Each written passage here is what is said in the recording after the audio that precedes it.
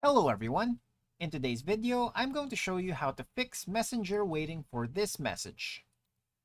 Now first, you can try to check your internet connection. So just make sure you have a stable internet connection or try switching between Wi-Fi and mobile data to see if the issue persists.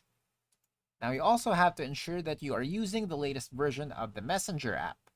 Just head to the Google Play Store or App Store and check for updates. Next, you can also try clearing the cache and data on your Messenger app or Facebook app. So on Android, head to Settings, Apps, Messenger, Storage, Clear Cache, and Clear Data. On iOS, you may need to uninstall and reinstall the app to clear the cache. Then, you can try restarting the app by closing the Messenger app completely and then reopening it. Also, sometimes logging out of Messenger and then logging back in can resolve a lot of issues. You can also try checking for blocked contacts, so just ensure that the person you are trying to message has not blocked you and that you have not blocked them.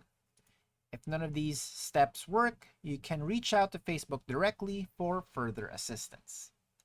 And that's it for today. Thanks for tuning in, and I'll see you next time.